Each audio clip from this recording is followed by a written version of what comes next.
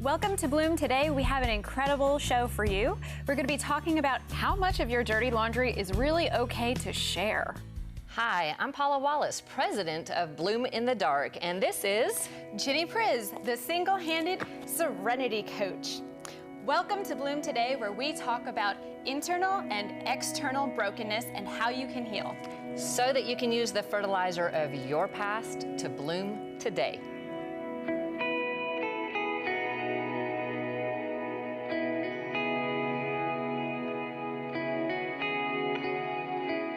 Welcome. So today we're talking about how much of your dirty laundry is it okay to share? And that's kind of funny for me right now because my washing machine has been broken and messed up and I have had a lot of dirty laundry and I have been having to share it with other people. I have had to take it to Ginny's house to actually get some laundry clean. I've taken it to a couple other people's houses and I've had people coming in to fix my washer and they've gotten to see my dirty laundry. But I don't think that's the kind of dirty laundry we're talking about this time, is it, Ginny? No, not really. I think more so we're talking about what kind of dirty laundry as far as in your own life, in your emotional life, in your complaining life, in your gossip life, what is really okay to share and what is not. Because so many times we feel like there is shame surrounding something that we've done. We're not necessarily going to share that. Oh, but I could go on for hours and hours complaining about this person that was in front of me at the grocery store and everything that they did wrong today. So we're talking about maybe it's not a good idea, especially on social media, to share other people's dirty laundry. Absolutely. But it's different if I'm sharing my dirty laundry to actually help somebody else understand that they're not alone in the ugliness of their life. What do you think of that? Absolutely. Story is so important for people's healing, and it's so important to know that you're not alone, that you can heal. There is hope in healing. We've used this in each of our own ministries as well to tell stories, and so many people feel like mine's not really important, or oh gosh, I don't know if I even have anything to say. But if you've already healed from something and let God come into that, then absolutely share it. If God hasn't come into it and hasn't healed it, maybe you want to share that privately with someone that you trust. That's probably the best so that they can help guide you in how to actually heal from it. Putting that out on Facebook may not be your best choice. Well, I know that it can affect your employability in the future. Absolutely. If you're just randomly putting dirty laundry out there.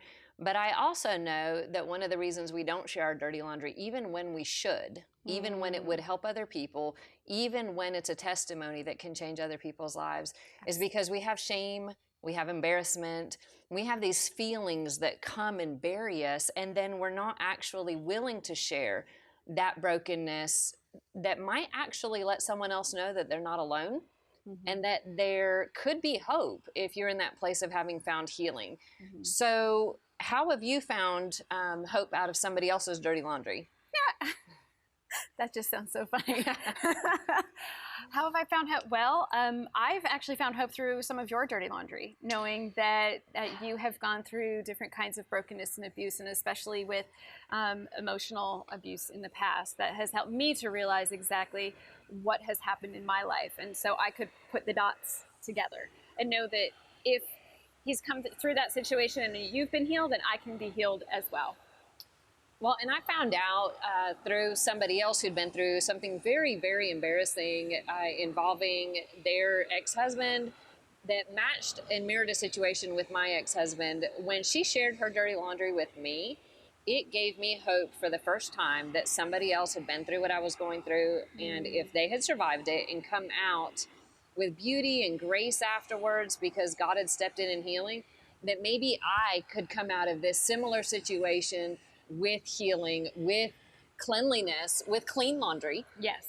Instead of just the dirty laundry, and that I would have the ability to wrap myself in Christ's righteousness instead of it just being about the dirty, ugly, broken things that were in my life. Absolutely. And I do want to just quote, if I could, Ephesians 5:13, because this is so important for our mission and this show and what we're trying to do. But what it says is this: but everything exposed by the light becomes visible, and everything that is illuminated becomes a light.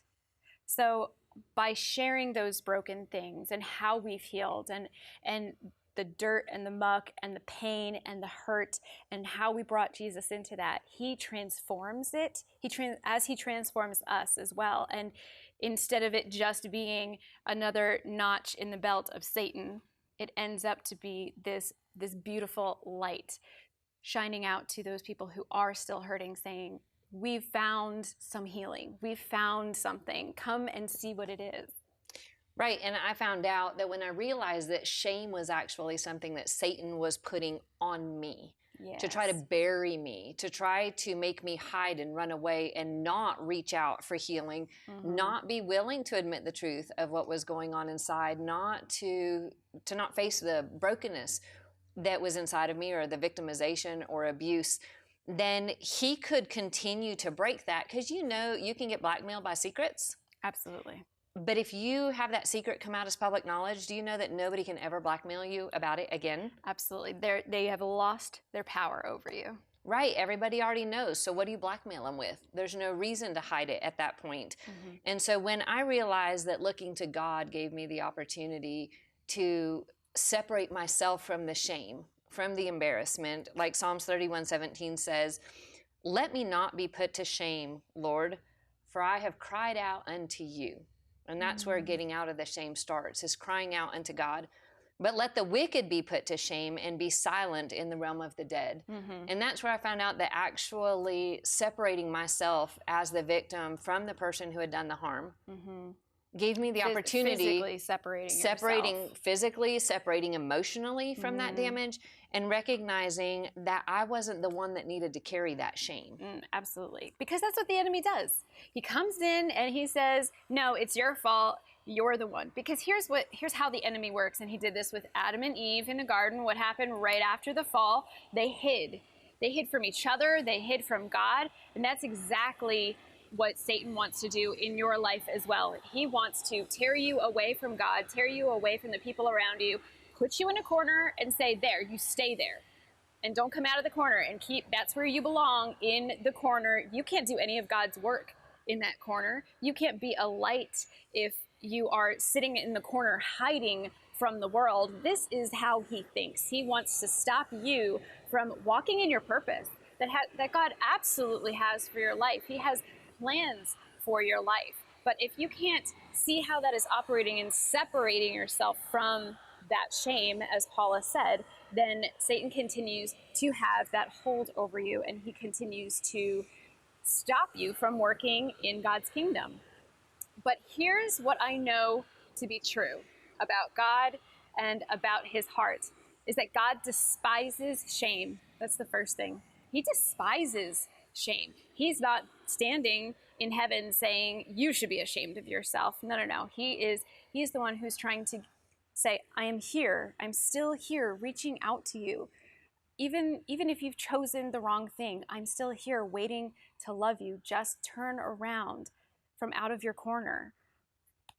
Hebrews 12:2 tells us Jesus endured the cross, despising the shame. Look, there's no way that was his shame. He never sinned. What he despised was the shame that was put on him that we've endured. He endured that for us on the cross. And when he felt that, he despised it because it was something not of him. It's not of God, it's of the enemy. So he despises that it would be there. And not because it hurt, just because it's not of God's heart to be sharing. So that tells us that shame is a tool. It's a tool that the enemy uses, and it tears you away from God. The second thing is that God dispels shame. Did you know that? I love that. Psalm 34:4-5 says, I sought the Lord. Check that. I sought the Lord, and he answered me. He delivered me from all my fears. Those who look to him are radiant. Their faces are never covered with shame. Wow. Okay. So here's what I hear, is that he delivered me from all my fears, and therefore my face is never covered in shame. So shame is a result of fear. It's all fear-based, and we know that there is no fear in perfect love, in God's perfect love. So again, it's there, but God is able to remove that and take that away if we seek him. We turn to him. We turn out of our corner of shame that the enemy has put us into. We turn around and we look to him and we seek him out. And he will help that shame to be dispelled from our life, from our mind, from our heart if we keep looking to him, keep chasing after him. And the Lord will show us right from wrong. But we have to repent of the things that we've done and then seek after the Lord.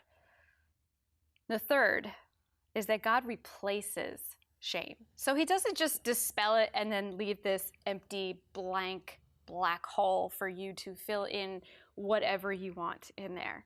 He fills that in with his perfect, endless, unconditional love. Zephaniah 3:19 says, I will rescue the lame, I will gather the exiles, I will give them praise and honor in every land where they have suffered shame.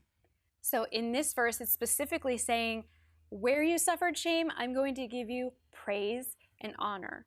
Completely flipping the coin and saying, oh, too bad, you're not going to have to stay here. I'm going to actually shame the enemy by giving you praise and honor instead. I think that's amazing. He wants a strong and a healed relationship with you. No matter what's been done to you, no matter what your choices in the past have been, he wants that healing with you. He wants that close relationship with you.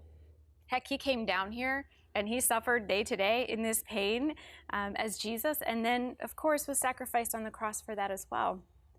So God despises shame, God dispels shame, and God replaces shame.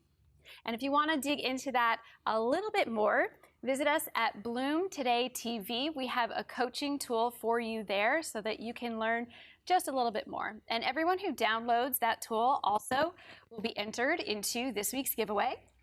And for this week's giveaway, we have two things. The first is an ex-victim necklace. And in this necklace, I'm also wearing one as well. There is an ex-victim, what do we call this? Icon? Yes. I guess. It's an X with a little V at the bottom that stands for ex-victim and a flower, so that you can bloom today, no matter what you've been through. And then also we have the ex-victim t-shirt, which will be a purple t-shirt with white writing, similar to what Paula is wearing today as well. So go ahead, bloomtodaytv.com. And this all comes from your charity, Paula, Bloom in the Dark. Yes, Bloom in the Dark is the place that Bloom Today has started. And through Bloom in the Dark, we are working to help us understand where brokenness and victimization actually starts, being able to own that, being able to face it, and then move forward into healing with a relationship with Christ so that you know that you're not alone. Like you said, he bore our shame. He despised that shame. So we can be honest with ourselves, start being honest with safe people to get help, to reach out to counselors, to reach out to other people, to find the tools that make a difference so that we can go from being a victim to being an ex-victim, like my shirt says, where it just means I've been there, done that, and obviously got the t-shirt. So that makes me really special.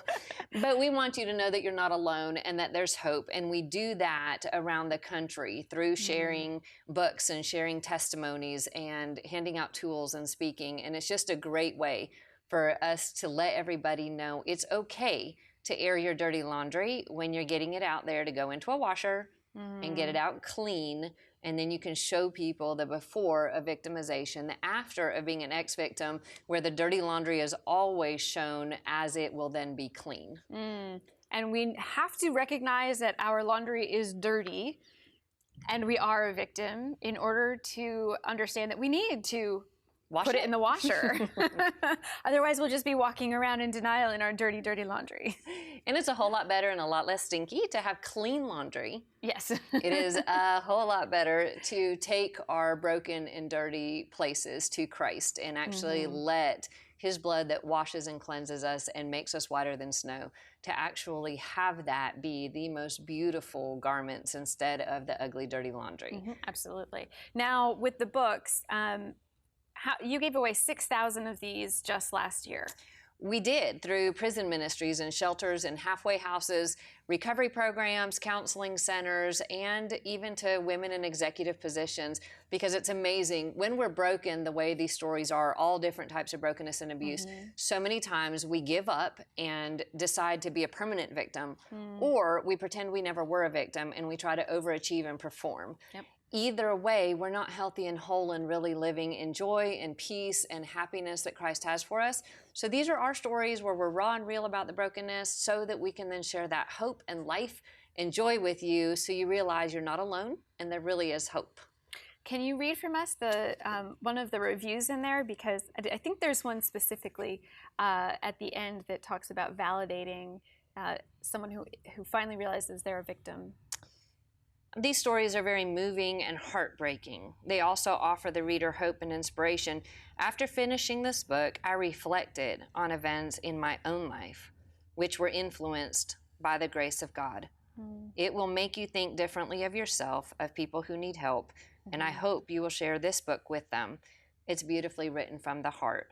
And that was one of our readers saying how this had impacted her in her view of her own journey. Amazing. And I would love to read, if you wouldn't mind. Do I get to read the ex-victim poem? Okay, you can read it. Please. So we have this poem that I actually wrote out of that place of brokenness, coming out of denial and starting to understand what it meant to own being a victim so that I could become an ex-victim. I don't want to admit I'm a victim, tainted by abuse, feeling irrational fear and shame, defensive and jaded, frigid, stoic, rude, rejecting before I get rejected. I don't want to admit I'm a victim who is too weak to get away, to fight, to stop the pain, to stand up to the bully who killed my innocence, who massacred my soul. I don't want to be the victim, making mistakes that cause more abuse, broken choices that hurt me. I end up hurting others instead of stopping the pain. I want to stop being a victim, attracting predators, accepting abuse as my due, putting myself at risk, choosing to trust the wrong ones who just pretend to protect. Jesus, help me stop being a victim. You became a victim for me. You hung naked on the cross. You bore my shame. You were bruised for my iniquities, but by your stripes, I'm healed. I'm no longer a victim, forgiven of sin, with wholeness of heart, redeemed, healed, and loved, my innocence restored, my soul saved. I am now an ex-victim. I testify of His grace. I was lost, but am found. I was shattered, but now I'm restored. I am filled with relentless love, and I'm sharing it with others like you, who are just like me. That's my ex-victim. Wow. I love that. There's so many pieces I think that people can relate to. It's a process. Healing is definitely a process, that's for sure. We've all had those moments where we've had to actually own it go through the brokenness and say, yeah, that was me. I did something wrong, or something was done to me. No, you haven't done anything wrong, Ginny. Well, for a lot of years, no, never, never. But for so many years, I thought that I was the cause of my abuse, that I made the wrong decision. I was this stupid idiot that made the decision to start out with. When I was in college, I became an after-school special, essentially. I was at a cast party, and for theater, I was a theater major. It was a theater world. It was exciting. I wasn't part of the show, and I was invited to the cast party. And of course, there's drinking. This is a secular college, and I was enamored by one of the cast members that had taken a shining to me, and I thought, this is so cool. I'm one of the cool people, and someone's giving me attention. And he said, I want to show you something at the computer, which was in someone's bedroom in the back of the apartment. And my spidey senses went off immediately, and I said, no, I'm fine. I'm good. I'm going to just stay out here with everyone else. He said, okay, well, I'm just going to go back. You should come back when you're ready. And I tried to stay and party, but time kept passing and passing, and I knew he was hurting a little bit. So I said, I'm just going to go back there. I'm going to check on him. I'm going to make sure he's okay. That's all I'm going to do. I'm just going to go back and make sure he's okay. And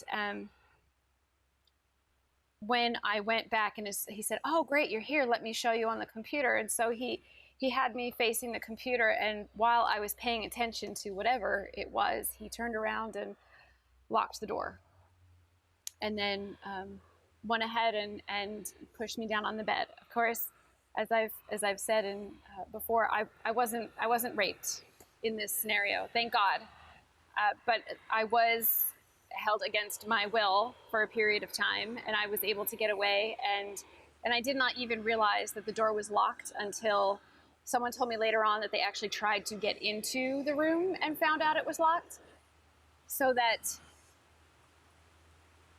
everyone at the party thought that this was a consensual, fun time that we were having together. And none of that was true at all.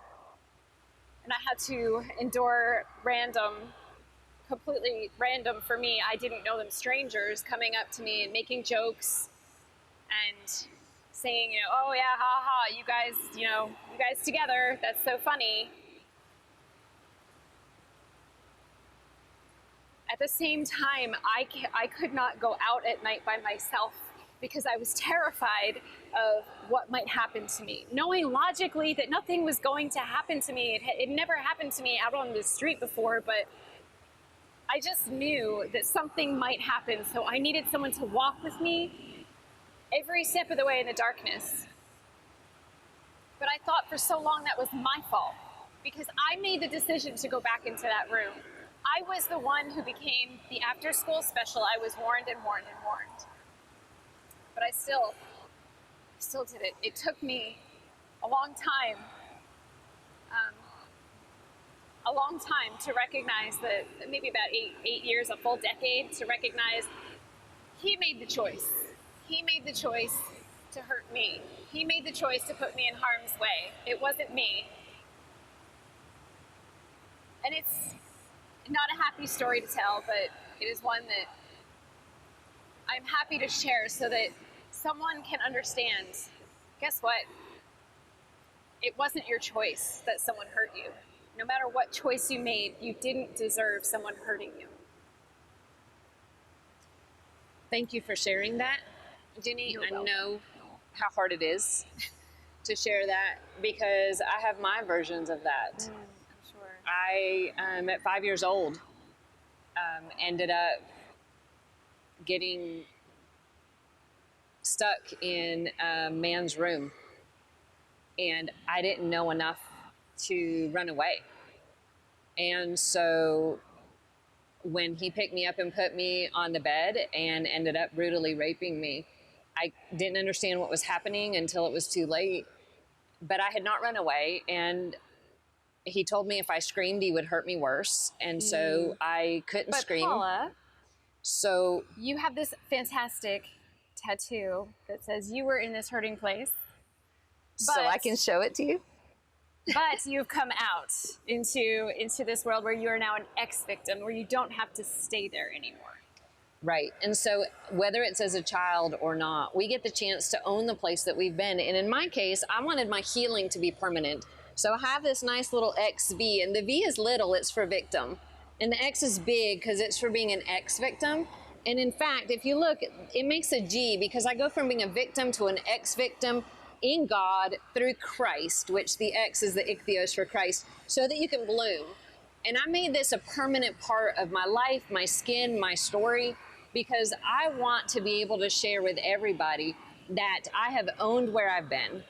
I have accepted the victimization, but not to stay there. I accepted it, whether it was as a child, as an adult, whether it was my fault or not. And where I can show the power of Christ that comes in to resurrect and heal and to help us bloom anyway. That's why it's bloom in the dark. That's why it's ex-victim. Amen, sister friend. I love it. Permanent. It was permanent. Tangible, on my skin. I can touch it. Yes. And for those of you who don't know, I actually designed the XV portion of that tattoo. I had no idea what I was designing when I designed it. I thought it was for jewelry. Right, but it was jewelry on me. It's just permanent jewelry. It's just permanent jewelry. I did not know. I was not complicit in the tattooing. But you have actually something else that's tangible that you use that reminds you of all of the places that God has healed you. So I have this bracelet that I wear, and each charm on this bracelet is a testimony. It is a place in my life where God spoke life into my heart, into my world, into my perspective. It is an altar, a testimony to God's healing in my life, so that when I get discouraged or go into a tailspin, I can sit there and recount.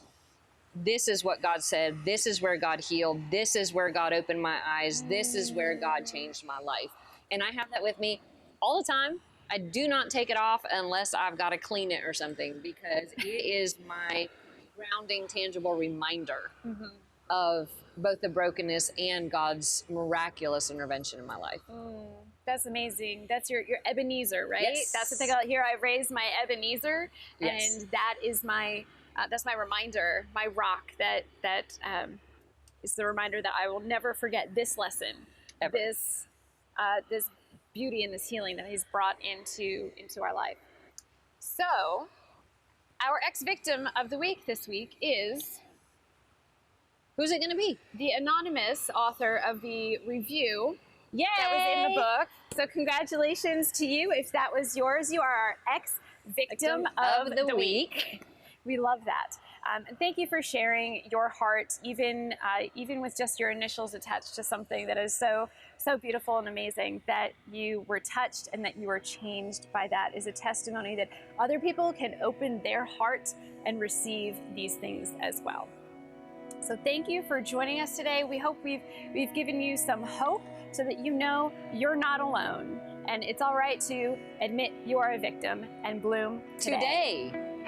A free PDF copy of the Bloom in the Dark book and a full list of Bloom Today's coaching tools can be found on bloomtodaytv.com. Then visit Bloom Today's Facebook group for deeper conversation.